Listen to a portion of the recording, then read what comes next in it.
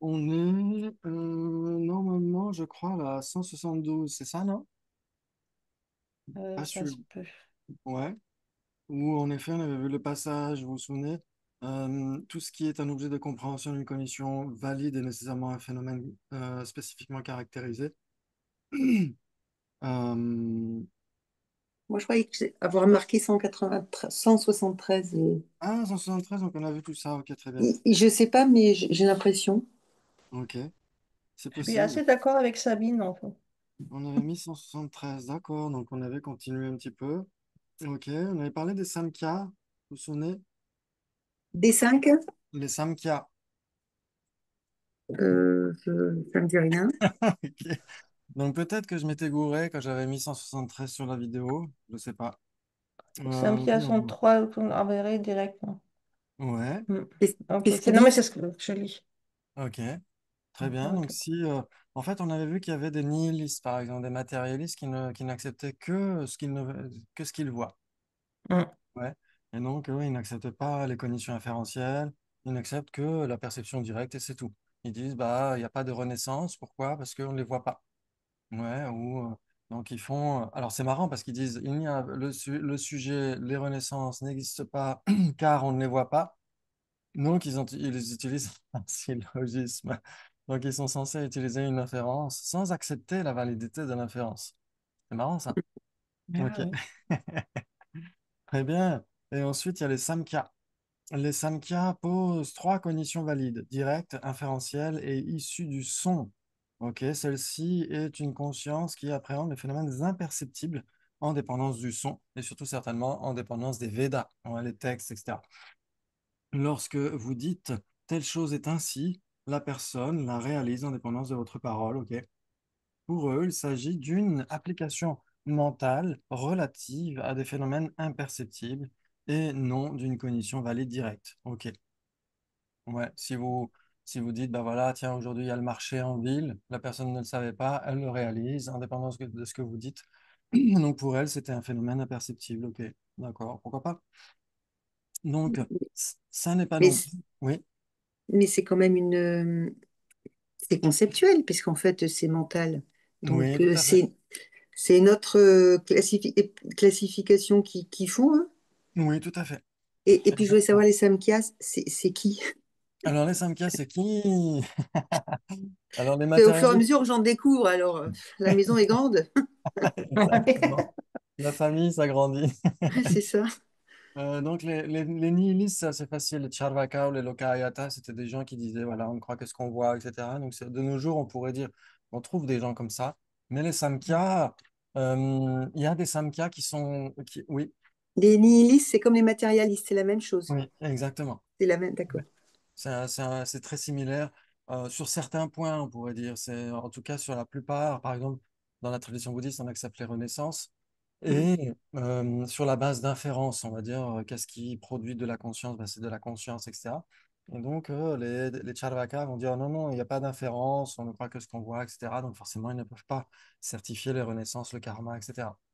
Et puis, D'accord. les Samkhya, ils sont très anciens, ils sont très, très anciens en Inde, des non-bouddhistes, qui, pour certains, sont théistes et d'autres ne le sont pas. Ouais.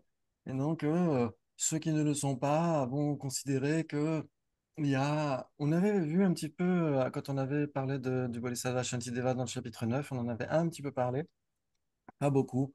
Ils disent qu'il y a surtout la personne, Purusha, le soi, et Prakriti, la nature, qui est comme une immense pâte à modeler et qui fabrique toutes les manifestations, et qui est une avec ces manifestations et qui est indivisible. Donc, Indivisible. Ok. indivisible, exactement. Ça veut dire que toute la pâte à modeler doit fabriquer chacun des objets, etc., sans être divisé. Donc ça pose question. Ça pose beaucoup de questions. Euh, c'est vrai que quand les Tibétains, eux, parlent des Samkhya, ils sont plus loin des Samkhya, parce que les Samkhya, ils existaient en Inde, les Tibétains étaient dans leurs montagnes, donc ils étaient plus éloignés des Samkhya. Mais quand les grands maîtres de Nalanda, comme Acharya Dharmakirti, Arya Nagarjuna, etc., parlent d'eux, ils ont un accès plus direct. Ouais, donc, il faut surtout Mhm. lire les textes indiens pour évoquer ce que sont ces écoles indiennes. Ok, donc le Samkhya va dire que toute la manifestation, c'est en dépendance de Purusha et surtout Prakriti. Et donc, Purusha est permanent et Prakriti est indivisible, etc. Donc, elle manifeste, tout l'univers se décompose en 25 éléments. On pourrait dire, il y a donc qu'est-ce qu'il y a? Oui, il y a les facultés visuelles, auditives, olfactives, etc. Les facultés d'action. Il y a Mahat, Buddhi ou le mental. On pourrait dire surtout l'intellect, etc., etc. Et donc, en dépendance des qualités de Prakriti, les gunas, ouais, il y a une qualité, on pourrait dire des qualités supérieures, inférieures et moyennes, d'une certaine manière. C'est pas tout à fait ça, mais c'est en gros, on pourrait le mentionner comme ça. Quand ces qualités sont déséquilibrées, c'est là où il y a toutes les manifestations samsariques, etc. Et quand Purusha finit par réaliser que ces manifestations sont Prakriti, Prakriti est considérée à ce moment-là, elle a un peu honte dans les textes, ils disent, c'est comme la jeune mariée d'un autre, ouais, qu'on regarde. Et donc, elle a honte, puisqu'elle est jeune mariée. Et non, elle se résorbe progressivement, et il ne reste plus que Purusha tout seul, etc. Et c'est la libération. C'est un peu comme ça qu'ils disent. En gros, hein. Parce que j'imagine qu'ils ont des vues tout autant subtiles, mais qui sont difficiles à certifier, en tout cas quand les Tibétains les relatent. Ok. Donc pratiquer, c'est comme leur Dieu en fait. On pourrait dire ça, on pourrait dire ça. C'est la nature, on l'appelle aussi le principe, pradhana. Et même des fois, on l'appelle le principe naturel, la nature principielle. Ouais, donc il y a différentes façons de l'évoquer. Mais en effet, prakriti, en sanskrit, ça veut dire la nature. Ça veut dire ce qui est naturel, etc. Donc, nous, on dit nature, mais peut-être que, en effet, c'est peut-être une façon, par exemple, quand on voit tout ce qui se passe dans la forêt, etc., on se dit, ah bah tiens, c'est la nature. Donc, c'est une façon aussi d'expliquer les choses comme ça. Ouais, Mm. très bien. C'est la nature, dans ce cas-là, ça sera un ordre primordial plutôt, non? Oui, c'est tout à fait ça. Ouais. C'est comme un principe primordial, c'est un petit peu la fabrique constitutive de toutes les manifestations, comme une Mhm, immense pâte mhm. à modeler. Ouais, Fabrique ouais, ouais, tout ok. ce qui est visible, audible, etc. Ouais, Ça peut être un peu équivalent d'un dieu, en fait. C'est un d'une ordre certaine primordial. manière, oui. Oui, Ok. exactement. D'une certaine manière, oui. Même s'il y a des samkhya théistes qui, eux, vont parler carrément de Dieu, Ishwara, etc. Mhm, Mais là, ici, c'est surtout les samkhya non théistes. Même si, en effet, Prakriti a l'air d'être, en effet, soit une énergie primordiale, soit mhm, un Dieu créateur, etc. En effet. Ouais, c'est très, très mhm, similaire. mhm, ok. Merci. Eh ben, c'est super. C'est super. Donc, eux, ils disent en effet qu'il y a ça, il y a la perception directe, il y a, qu'est-ce qu'il y a d'autre? Donc, la cognition valide directe, la cognition valide inférentielle et la cognition valide issue du son. Ok, pourquoi pas, mais chez les prasangika, on parle aussi d'une cognition valide issue du témoignage, d'un témoignage valide. Pourquoi pas? Donc, on peut l'accepter. Ouais. Mais c'est vrai que nous, on va l'inclure dans la cognition inférentielle, de toute façon. Mhm, Très bien. Et donc, ça n'est pas non plus une cognition inférentielle puisqu'elle n'est pas générée en dépendance d'une raison valide. Et c'est pour cette raison qu'il pose une troisième sorte de cognition valide. Ok.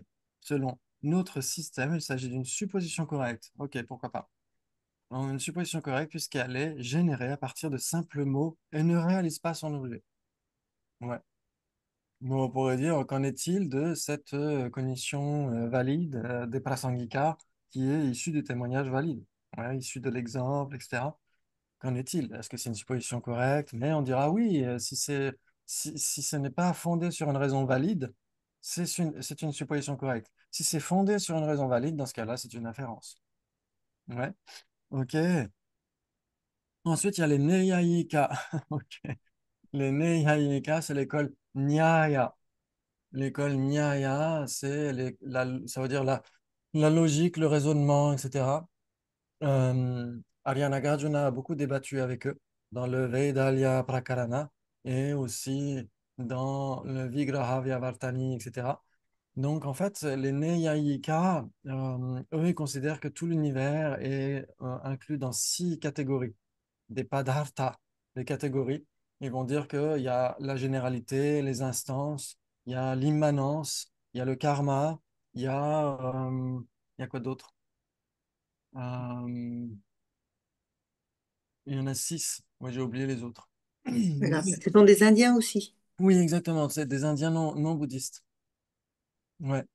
Et donc, c'est surtout contre eux, avec eux que débat Acharya Dharmakirti en particulier, avec eux, les Vaisheshika, etc. Ouais. Donc, c'est des non-bouddhistes, c'est des logiciens, etc. Ouais.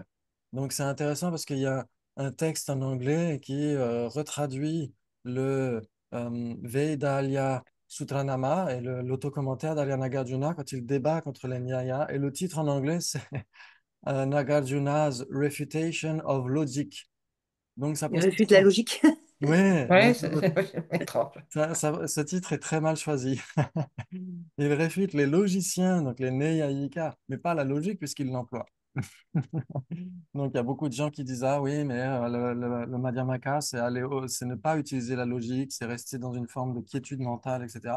C'est très triste. Donc là, on nous parle de ces différentes écoles parce qu'en fait, ils vont débattre avec eux pour appuyer leur thèse. C'est Oui, ça? exactement. Ça veut dire que ces écoles ont un nombre différent de cognitions valides et les bouddhistes vont dire non, non, il n'y a que deux types de cognitions valides parce qu'il n'y a que deux types d'objets de compréhension, etc. Donc c'est juste comme ça que le débat a lieu.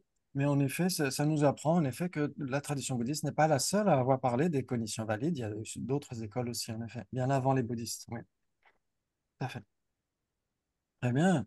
Et donc, les Neyayika posent quatre cognitions valides, dont l'une qui apprend son objet en dépendance d'un exemple, en plus des trois précédentes. En voyant par exemple une vache indienne sans fanon, on peut comprendre qu'un animal qui y ressemble est un taureau. Ok. Le taureau n'est pas vu en réalité et demeure donc un phénomène imperceptible, appréhendé à travers un exemple. D'accord. Ok. Donc, c'est certainement les exemples qu'on trouve dans les textes indiens. Ensuite, les Jains, vous les connaissez, les Jains, ils sont connus. Hmm. Ouais, ouais, vous en avez déjà vu en Inde, peut-être.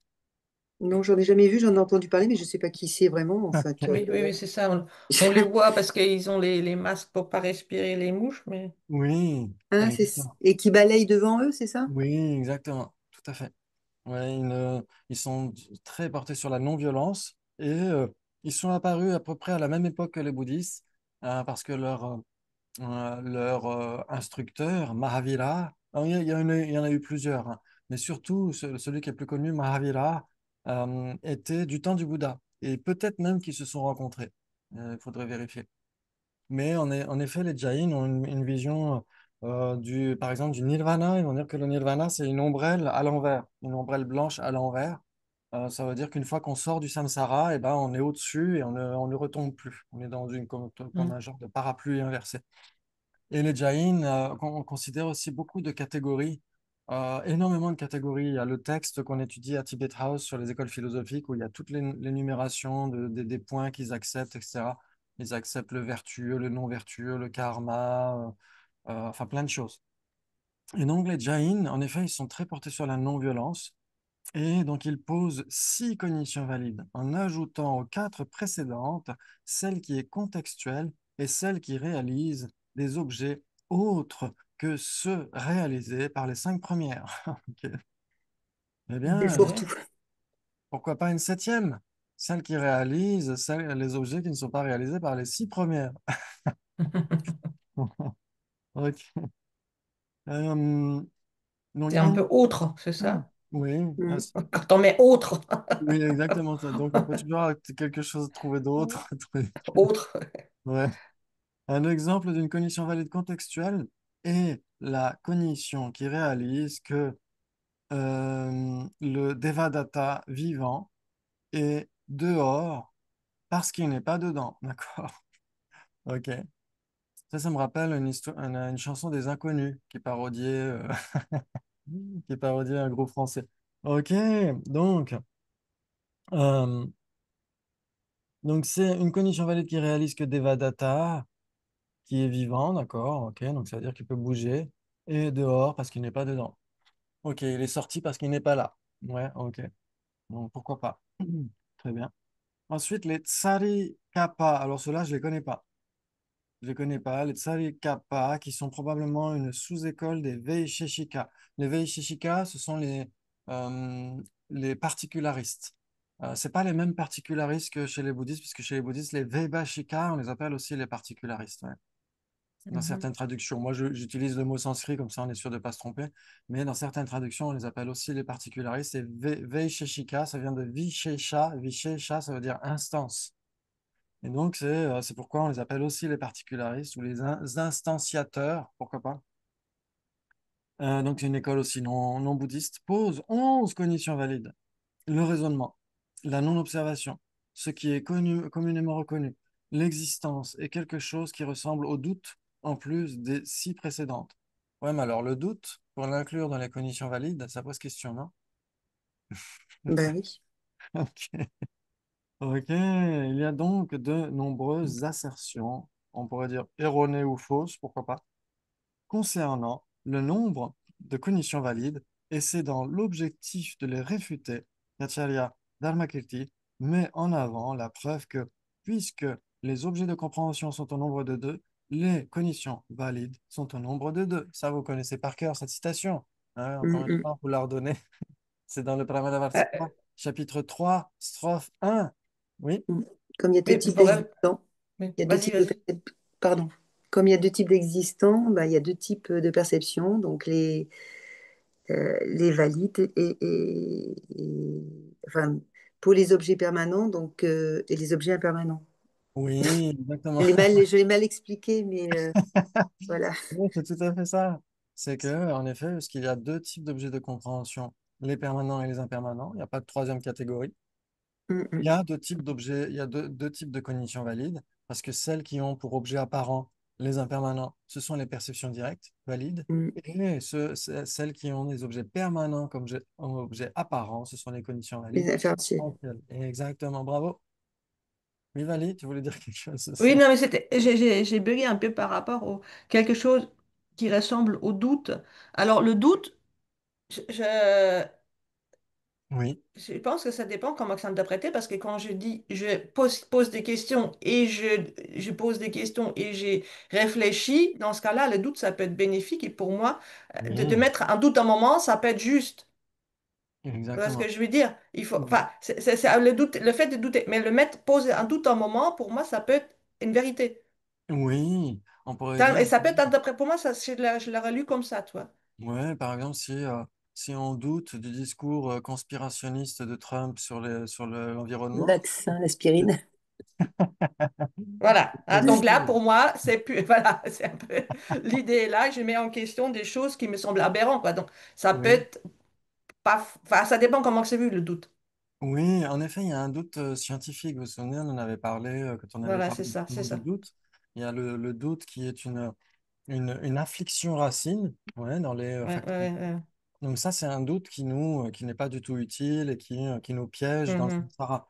Où on se dit, tiens, peut-être qu'il n'y a pas de libération, tiens, peut-être qu'il n'y a pas de karma, tiens, peut-être que, etc., etc. Ouais, peut-être que ce que dit le Bouddha, c'est juste de la mythologie, il y a 2600 ans, etc., etc. Donc mhm. là, c'est un doute qui nous piège dans la souffrance. Mais le doute scientifique, celui dont Oui, parle voilà, c'est ça. Aryadeva, par exemple, quand il dit ceux de peu de mérite n'entretiennent aucun doute par rapport au bien fondé des apparences, Mhm, en effet, dans ce cas-là, c'est important d'entretenir ce type de doute. Mais il va mener vers la cognition valide. Lui-même n'est pas encore une cognition valide, mais il peut mener vers une cognition valide, en effet. mhm. C'est Ouais. pour ça que je ne réfuterai pas tout de suite le fait qu'il met doute comme... Oui. Toi, je pense que là, il faudrait chercher un peu plus ce qu'il voulait dire par là, quoi. Exactement. Exactement. C'est pourquoi, comme on le disait, c'est important de mettre le nez dans les textes de philosophie indienne. Mhm, Et, ça peut être très compliqué avec le vocabulaire, etc. C'est pas mhm, simple du tout.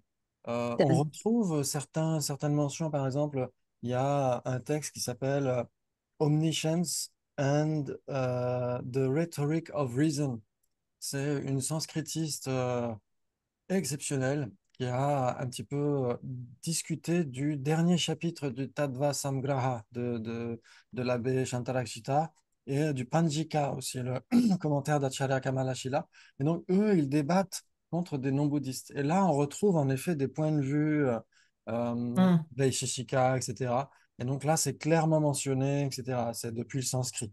Mais sinon, Mhm. c'est très compliqué. Si on suit à partir des Tibétains, les Tibétains, ils sont tellement, comme on disait tout à l'heure, sont plus éloignés des traditions, Mhm. ou que Mhm. ils en parlent rapidement comme ça en disant il y a ci, paf, paf, paf, mais sans beaucoup de détails, en effet.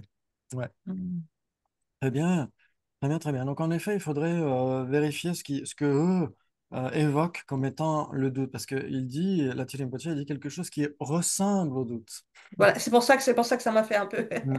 Oui, tout à fait. Très bien. Très bien, très bien. Et donc ça, on l'a vu, cette citation chez Gianni Gelsomani. Et donc, on pourrait demander à, à ce stade, très bien, n'y a-t-il pas un système bouddhiste, le Prasangika, qui pose quatre conditions valides? Exactement comme on disait tout à l'heure, à savoir, condition valide directe, condition valide inférentielle, condition valide scripturale, et sur la base d'un témoignage valide, et par voie d'exemple. En effet, c'est ce que mentionnera Acharya Chandrakirti. Mais en fait, ces quatre n'excèdent pas le dénombrement définitif en deux, puisqu'une condition valide scripturale est identique à l'inférence par le pouvoir de l'adhésion, hein, par le pouvoir de conviction, et que celle par voie d'exemple peut être incluse dans les conditions valides inférentielles par le pouvoir du fait. Ah ah! C'est magnifique ça. Ouais, vous vous souvenez qu'il y avait trois types d'inférence, trois types de conditions valides inférentielles? Ça, c'était dans un chapitre précédent, presque au début du texte d'ailleurs. Il doit y avoir par le raisonnement, par son propre raisonnement aussi. Oui, par le pouvoir des faits, en effet. Le pouvoir d'effet, c'est son raisonnement à soi, c'est pas les écritures. Enfin, je veux dire, c'est pas tu écoutes un Oui, enseignant, c'est ton raisonnement, tu as écouté et tu réfléchis en fait. C'est une réflexion oui. intérieure. C'est ça le pouvoir Alors, d'effet. en effet, il y a une distinction entre les trois types de sagesse Hmm. et les trois types d'inférence. Ah bon. Ouais, les trois types de sagesse, c'est la sagesse issue de l'écoute, issue de la réflexion et issue de la méditation. Hmm, Ouais, et hmm. donc, en effet, quand on emploie l'inférence, en général, euh, c'est une sagesse issue de la réflexion. Ouais, ça veut dire qu'en effet, on établit notre propre syllogisme, etc., et on réfléchit soi-même, etc. En effet. Mais en Donc ça, effet, pardon, ouais. ça c'est le pouvoir d'effet. Oui, exactement. Alors après, euh, oui, c'est c'est pas évident. C'est pas évident parce que la sagesse issue de la réflexion, ça peut très bien être une sagesse qui s'appuie sur une inférence par le pouvoir de la conviction, où on s'appuie sur les textes, pourquoi pas. On peut, mais c'est quand même difficile de dire que c'est quand même une vraie inférence. C'est plus une forme de conviction. On est convaincu, on fait confiance d'une certaine manière. Ouais. Mais c'est pas tout à fait une confiance gratuite. Ouais, ça veut dire que l'inférence par le pouvoir de la conviction, on s'appuie sur des textes qui échappent à trois types de contradictions. La contradiction par rapport à la perception directe, la contradiction par rapport à l'inférence par le pouvoir des faits et la contradiction interne. Donc c'est quand même, ça demande quand même beaucoup de réflexion, en effet. Ouais, très bien, très bien, très bien. Donc c'est ce que dira par exemple sa sainteté Dalai Lama, il dira dans les textes avec la Venerable Tenshōjō que quand on nous adresse un syllogisme, à ce moment-là, ça peut être une sagesse issue de l'étude. Quand on nous adresse un syllogisme, on nous dit, tu as une précieuse existence humaine car tu as les 18 caractéristiques, par exemple. Et donc, si ensuite nous, on se le formule, ce syllogisme, on se dit, ah oui, j'ai une précieuse existence humaine parce que je suis associé aux 18 caractéristiques, là, c'est une sagesse issue de la réflexion. Parce qu'on on fait nôtre cette compréhension. Et ensuite, la sagesse issue de la méditation, bah, il faut obtenir shamatha, etc. Très bien. Mais en effet, quand on parle des trois types d'inférence, il y a la cognition inférentielle par le pouvoir des faits, c'est-à-dire on dit bah, j'ai une précieuse extension humaine car j'ai les 18 caractéristiques. C'est dans les faits, en effet. On peut, on peut établir, on peut même dire qu'on a 19, voire même 20 caractéristiques avec le chocolat suisse, avec, etc., etc. Donc, on peut examiner beaucoup de caractéristiques.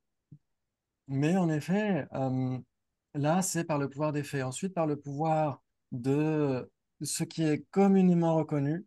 Là, c'est ce type d'inférence que, bon, personnellement, je trouve que ça me parle moins. C'est de dire, bah, la lune, on l'appelle ce qui porte un lapin, parce que dans la tradition tibétaine, il y a l'ombre d'un lapin dans les cratères, etc. Et donc, on dit, c'est celle qui porte un lapin.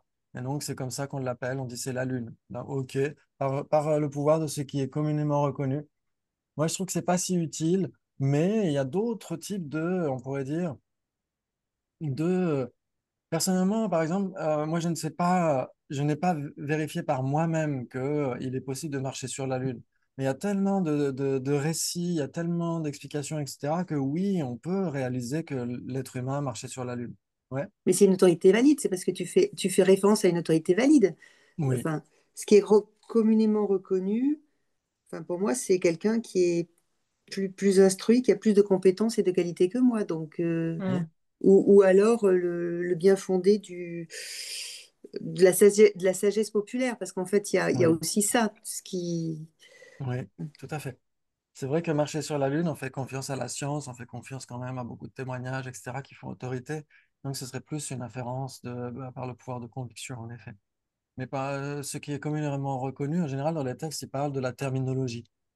C'est simplement, en effet, comme la sagesse populaire qui dit, ouais, on dit que on peut très bien appeler tel objet, avec un autre nom, etc., parce que c'est ce qui est communément reconnu. Mais à ce titre-là, je vois pas ce en quoi ça nous aide sur la voie spirituelle. De comprendre que la lune, on peut l'appeler porteur de lapin en tibétain, Ribongchen, qui possède un lapin. Je ne vois pas en quoi ça peut nous aider sur la voie spirituelle. Si c'est des terminologies qui sont dans les textes, sur la vacuité, etc., dans ce cas-là, oui, là, ça peut être très utile pour la voie spirituelle. Mais sinon, juste savoir que, par exemple, en argot, cheval, on l'appelle canasson. Ouais, bon, bah voilà. Donc, c'est un peu obscur pour moi, cette inférence par le pouvoir de ce qui est communément reconnu. Peut-être que en fait, on part du principe qu'on doit faire confiance à des termes qui étaient utilisés à une certaine époque et qui nous permettent d'avancer actuellement sur le chemin parce qu'on ne les utilise plus en fait. Il faut qu'on soit OK avec ces termes, même si tu dis la lune, pour moi, c'est le porteur de lapin, ça me paraît tellement... Hmm. Oui, oui, tout voilà, à fait. voilà, je me dis, ils sont fous, quoi. Oui, exactement. Même si certains Tibétains étaient quand même un peu attaché à ça. Je me souviens quand sa sainteté, il raconte ça. Je ne sais plus si c'est dans Au loin la liberté ou dans Mon pays et mon peuple. Mais en tout cas, dans certaines de ses autobiographies, sa sainteté dit quand il était au Potala et que je ne sais plus qui lui avait offert une longue vue, un télescope, mais très, très rudimentaire. Il pouvait quand même voir la Lune de plus près. Et donc, il avait dit à ses tuteurs spirituels, oh, regardez, il n'y a pas de lapins, ce sont que des cratères, ce sont que des trous. Et eux, ils n'y croyaient pas. Il fallait qu'ils vraiment ils regardent par leurs yeux pour voir qu'en Oui, effet, c'est il n'y a ça. pas de lapin. Ouais, Mais ouais, ouais, ouais, parce que... oui. Et Oui, donc, oui, mais c'est... ouais. oui, vas-y. Non, non, c'est effectivement c'est ce que je pense depuis tout à l'heure. Il y a des vérités qui se sont construites à partir d'un truc et puis après on prend ça comme vérité, quoi. Et tout le monde Oui, roule comme ça alors qu'en fait ça peut être complètement mis en question, quoi. Oui. Ouais, exactement. ouais. Tout à fait. Donc là, c'est vrai que par rapport à ce qui est communément reconnu, bah, ils le disent hein, dans le texte, Nathalie Rimprotier le dit quand il parle des inférences, il dit, voilà, comme on peut appeler la lune ce qui porte un lapin ou ce qui possède un lapin, Ribongchen, c'est juste un terme poétique en fait. Donc en effet, dans la poésie, on sait qu'on peut employer des métaphores, des métonymies, etc.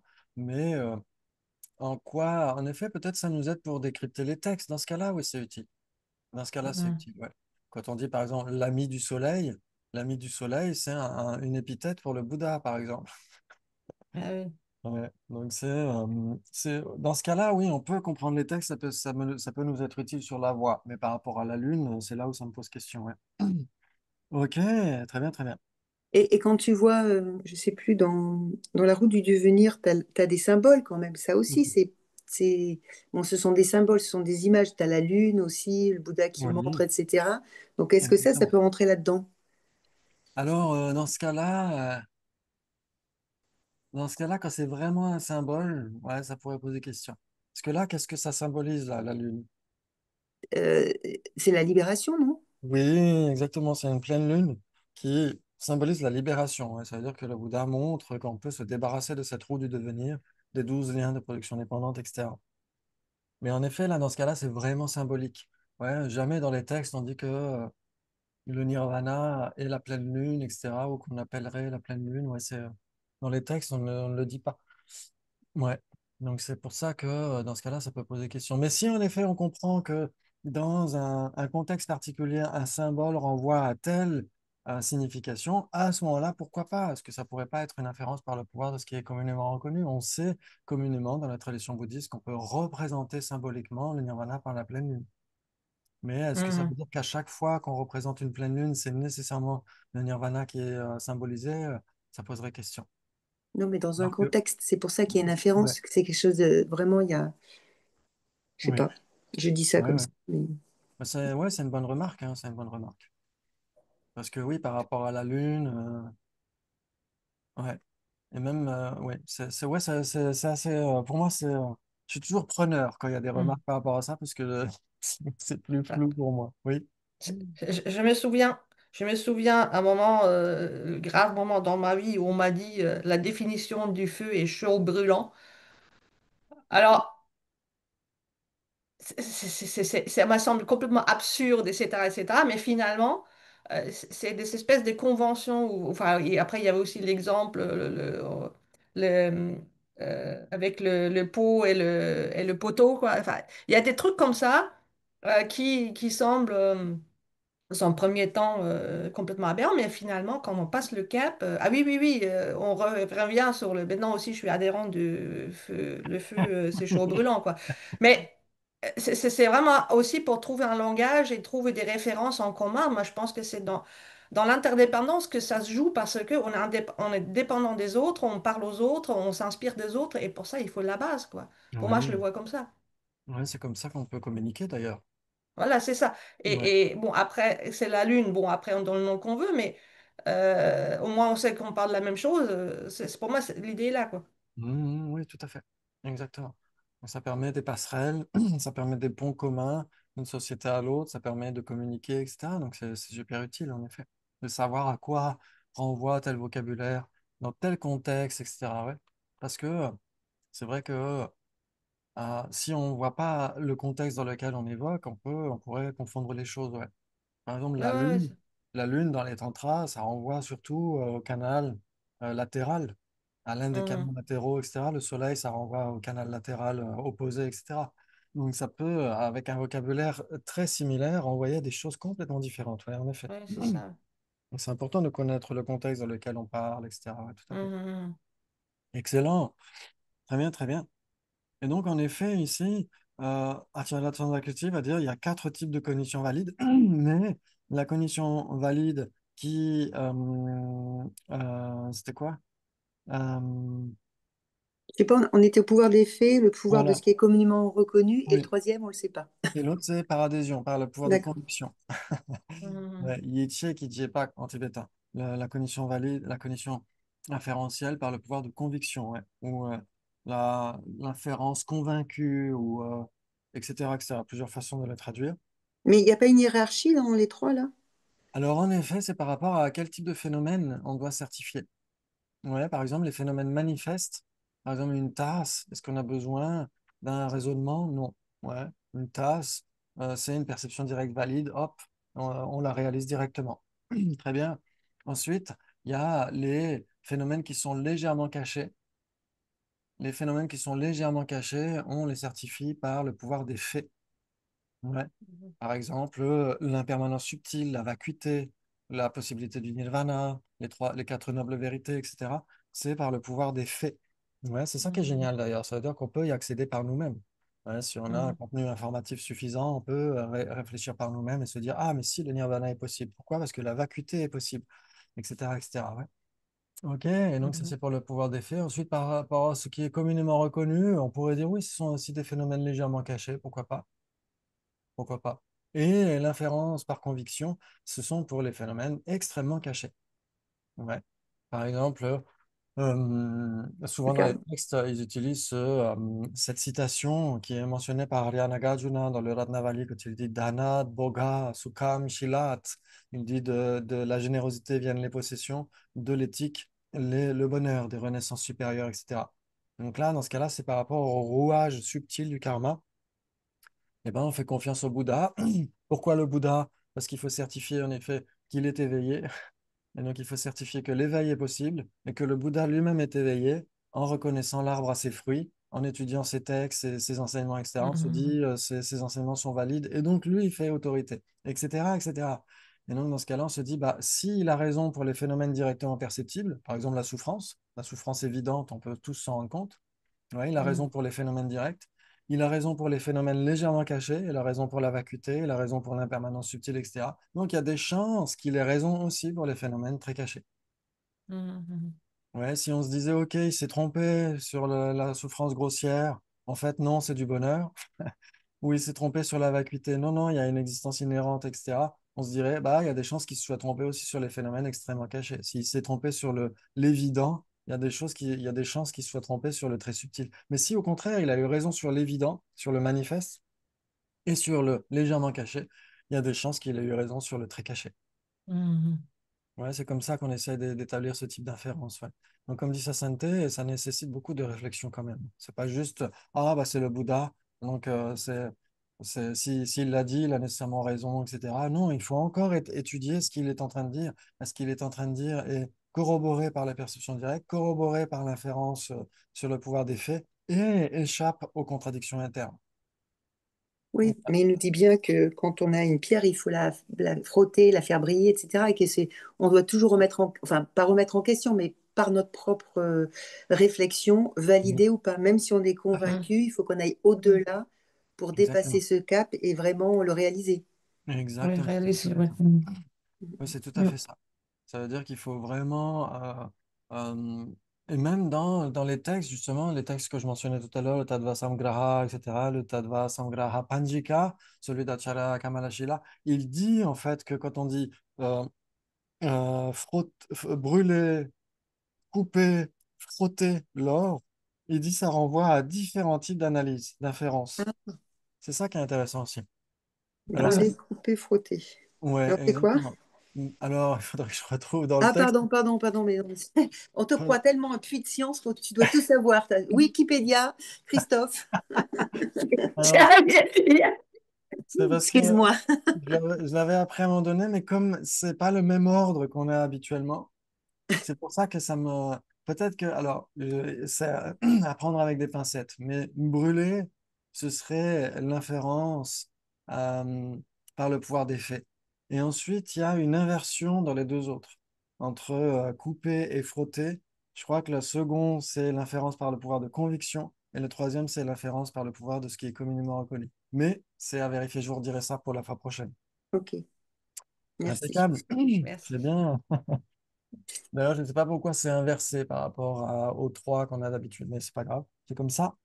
Très bien. Donc, en effet, dans le Madhyamaka Avatara en particulier, à Chandrakirti, mais il n'y a pas que ce texte-là des Prasangika, bien sûr, il y a aussi d'autres, mais c'est surtout ce texte-là qui sert de source pour les Prasangika, où Acharya Chandrakirti parle de quatre types de cognitions valides, ouais, directes, inférentielles, par le pouvoir de l'écriture, des écritures, et par le pouvoir de l'exemple. Et comme on l'a dit ici, en effet, par le pouvoir des écritures, c'était dans quelle phrase? Mais en fait, ces quatre n'excèdent pas le dénombrement définitif en deux, puisqu'une cognition valide scripturale est identique à l'inférence par le pouvoir de l'adhésion. Ok, bon, ça c'est ce qu'on a dit. Ouais, on essaye de s'appuyer sur les propos du Bouddha, donc quelqu'un qui fait autorité, et que celle, par voie d'exemple, peut être incluse dans les conditions valides inférentielles par le pouvoir du fait. Ok, très bien.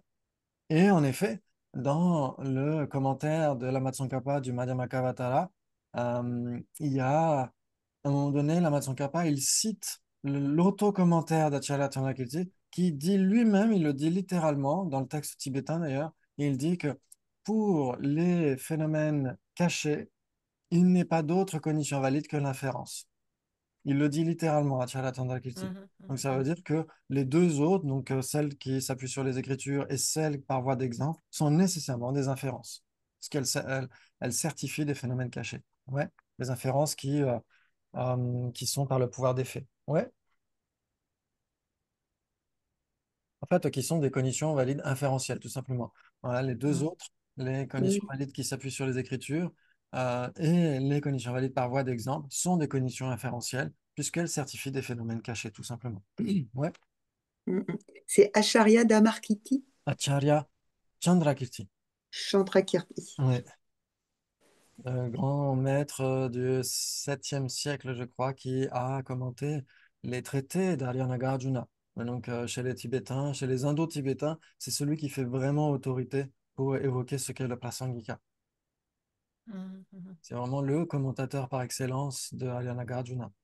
Ouais. Et d'ailleurs, son Madhyamaka Avatara, on peut voir qu'il tourne autour du premier chapitre du Madhyamaka Shastra. Quand Arya Nagarjuna dit il n'est rien nulle part qui puisse être causé par soi, par autre, par les deux ou sans cause, il y a énormément de strophes dans le Madhyamaka Avatara qui décryptent ça, que rien ne peut naître de soi-même, ni d'autre, ni de deux, ni sans cause. C'est magnifique par rapport au non-soi des phénomènes en particulier. C'est Mm, génial. mm. Très bien, très bien, très bien. Et donc, il y a une très bonne traduction en anglais, ça s'appelle The Illumination of the Intent. Et il y a énormément de choses juste incroyables. C'est juste hallucinant. Presque chaque page, on est là, on se dit, oh là là, waouh.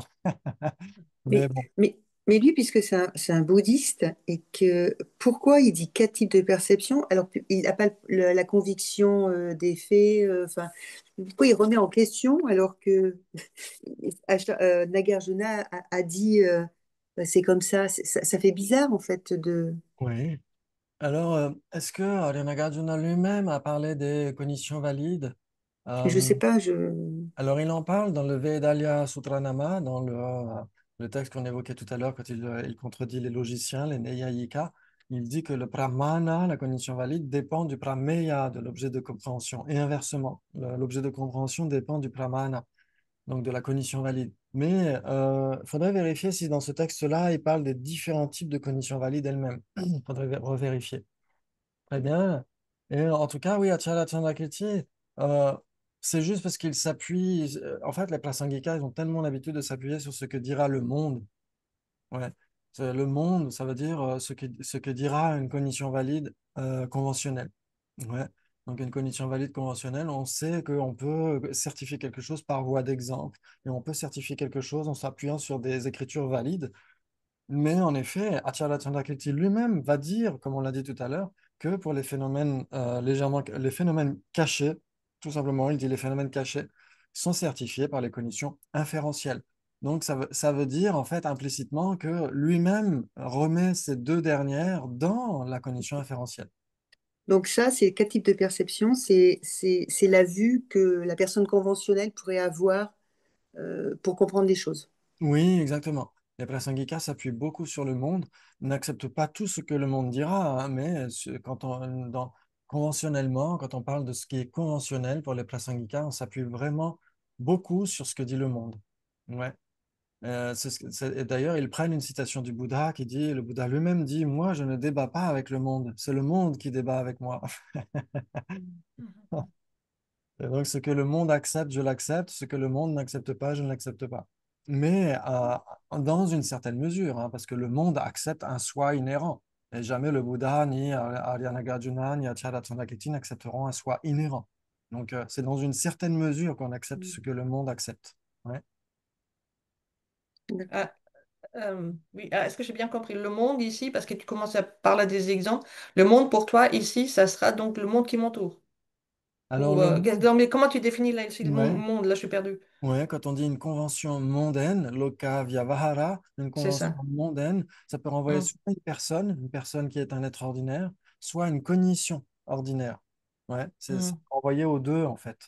Mais en effet, ça veut dire que par exemple, là, si on entre chez les Prasangika, ils vont dire en effet que une table, c'est une convention mondaine. Pourquoi? Parce qu'elle est d'accord, réalisée par une cognition valide mondaine, une cognition valide d'accord. conventionnelle. Ouais, donc, Ok, une table, on ne peut pas y toucher. Une table inhérente, ça n'a jamais existé. Mais la table, on ne peut ok, pas y toucher. C'est l'objet d'observation de notre ignorance. Cet objet d'accord. d'observation existe. Parce que le monde, la cognition valide conventionnelle, va certifier l'existence de cette table.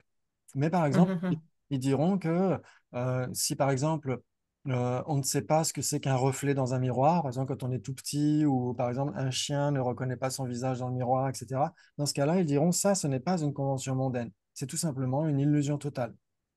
Ouais, Mhm, mhm, le mhm. fait d'imaginer qu'il y a une autre personne qui est là en face de nous, etc., ou qu'il y a un visage dans le miroir, etc. Là, c'est même pas une convention mondaine, c'est un non-existant.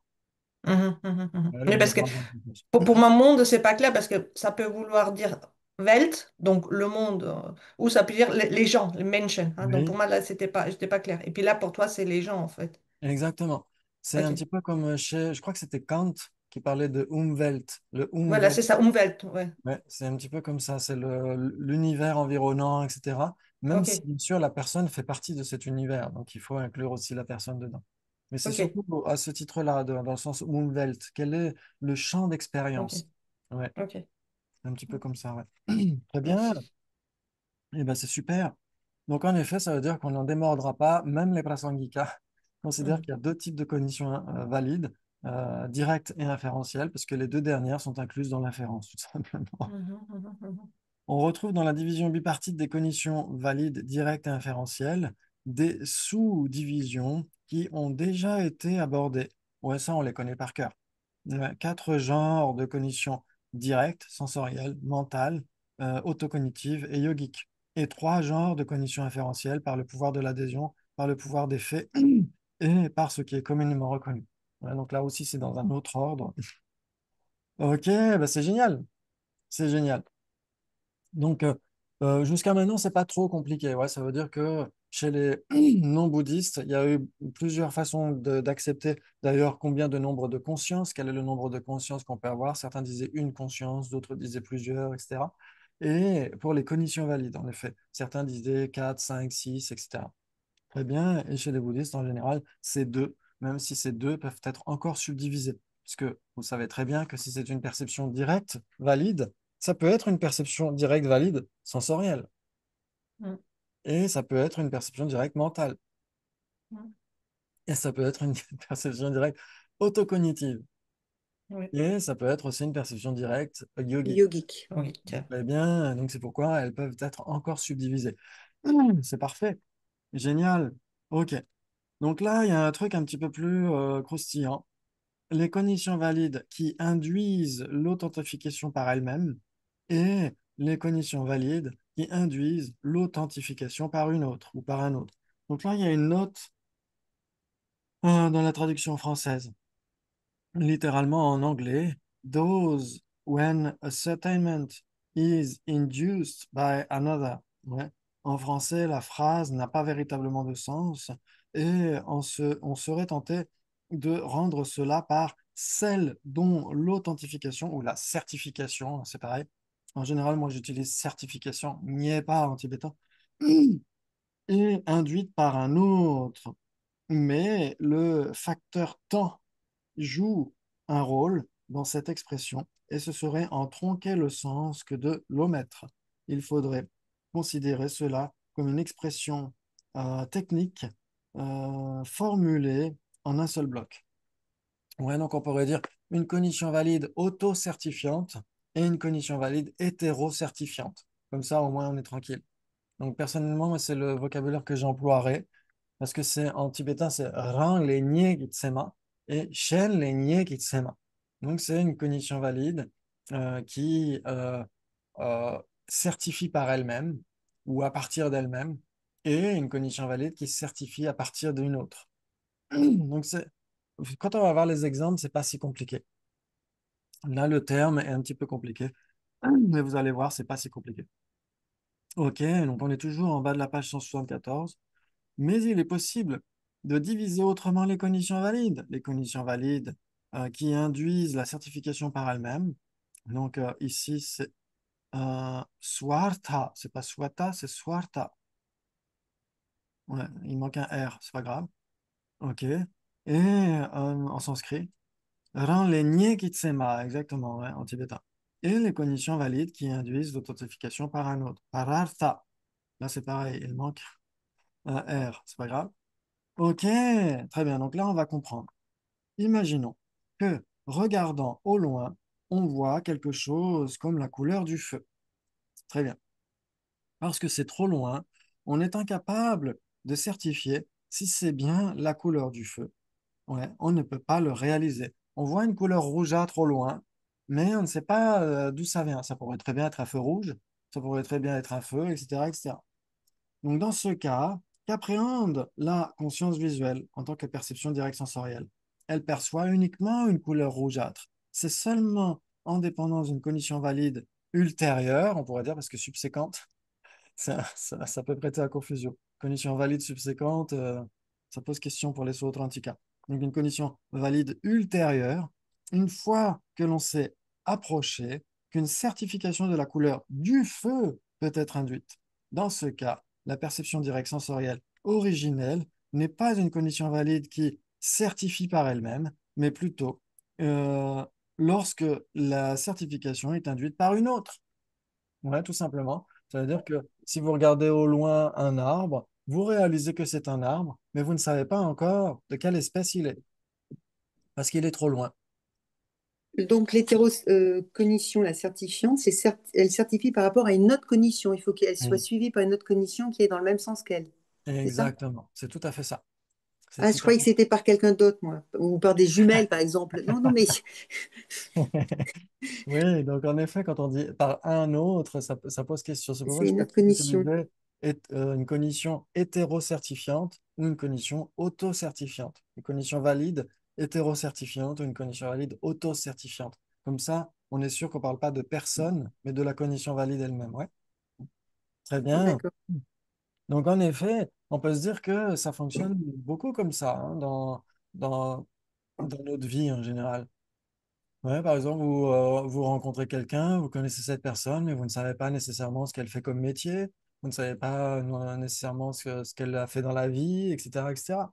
Ouais, donc on pourrait dire qu'on découvre les gens, les choses, les événements, etc., par strate ou par segment d'une certaine manière, non? On ne connaît pas tout direct d'une personne dès qu'on la voit, etc. On sait que c'est une personne, on sait que c'est un être humain, etc., etc. Mais à part ça, c'est difficile de dire beaucoup plus de choses. Et c'est en fréquentant cette personne, en la connaissant, etc., qu'en effet, on peut connaître plus de choses. Tout à fait. Ouais, ça peut être le cas pour n'importe quel domaine. Quand on étudie la philosophie, quand on étudie les maths, quand on étudie les langues, etc., bah, c'est la même chose. On connaît un mot, puis deux mots, puis trois mots, etc. Puis après les nuances, etc., etc. Ouais, ça marche un petit peu comme ça partout. Très bien, super, il nous reste du temps en plus, c'est magnifique. Ok, ok. Donc, il est possible de poser la couleur rougeâtre comme son objet de compréhension. Très bien.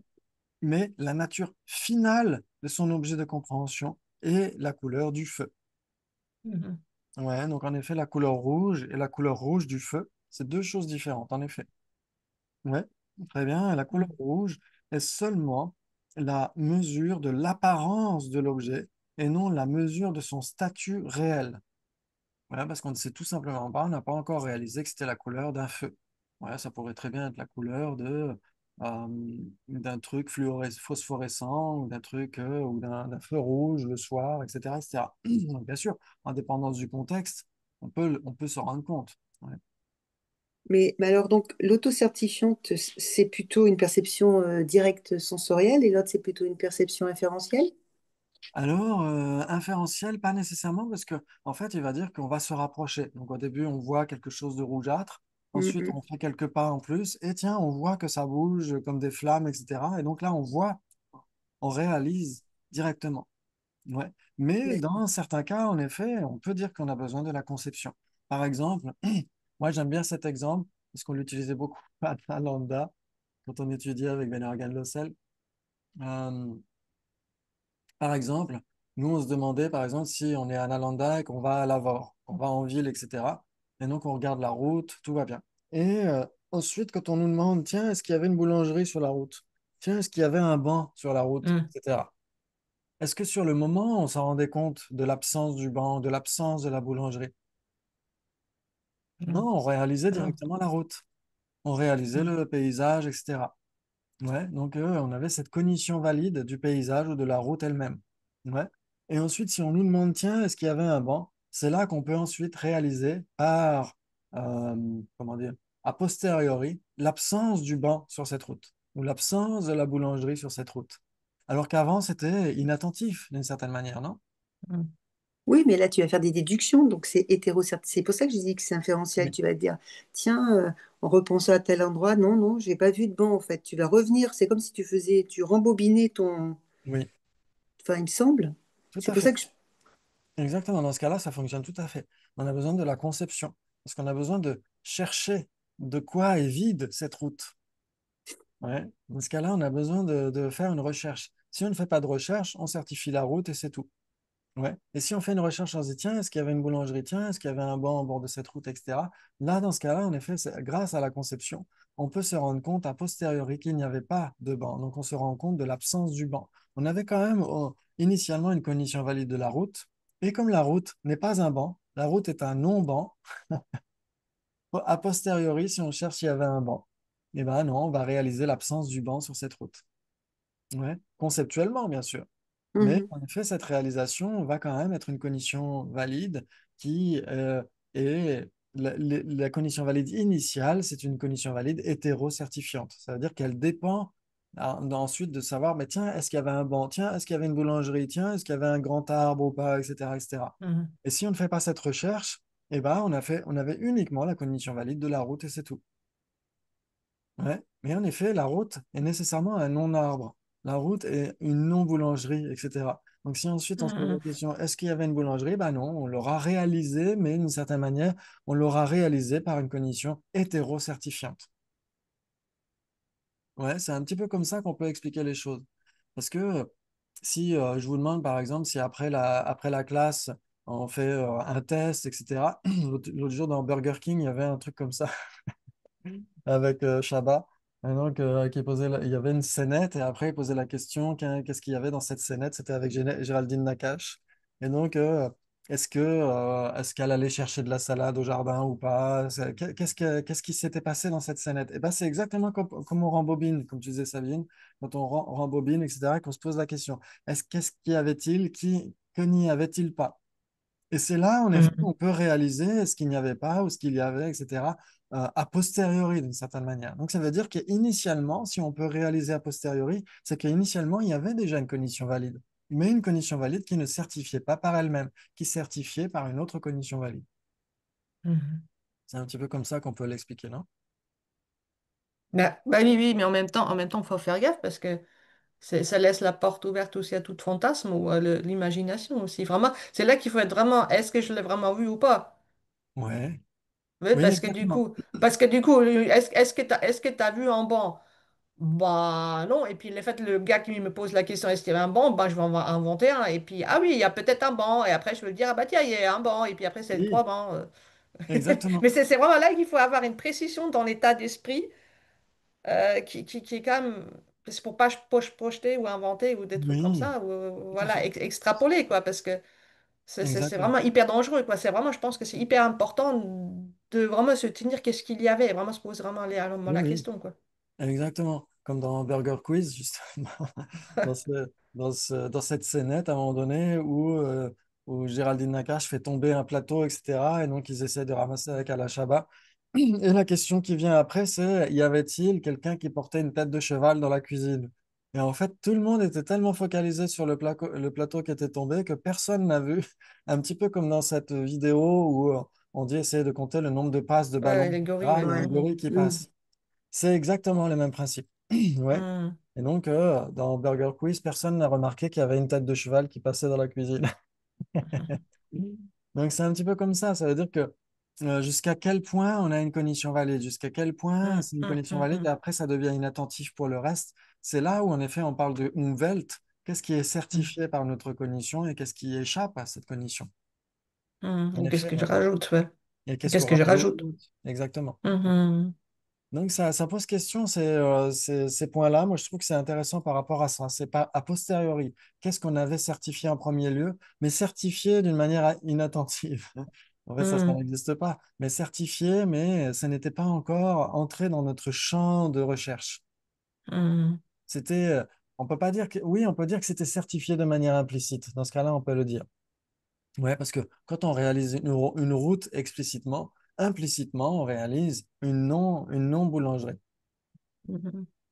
Et on Ouais. réalise un non-arbre, un non-banc, etc. Donc c'était réalisé, mais implicitement. Et par la suite, quand on se pose la question, tiens, y avait-il une boulangerie? Dans ce cas-là, ça devient explicite. Ça devient, Mhm. c'est Mhm. mis en lumière dans notre esprit, non? Mhm. Ok, donc ça pose question, en effet. Eh bien, eh ben, c'est super. On a été jusqu'à la 175. Donc, je noterai Oui. directement sur les vidéos. Et puis, ce soir, pour les débats, on essaiera d'entrer dans les cognitions sensorielles et cognitions mentales. On essaiera Mhm. de comparer avec les divisions septuples, etc. Et on verra qu'il y a une question qui se pose énormément. Donc, Mhm. donc, je fais le teaser. Très bien. Merci beaucoup. Excellente Merci. journée. Et prenez bien soin de vous. Et à la fois prochaine. Excellente Merci. journée. Merci encore. Ciao, ciao. Salut. Merci.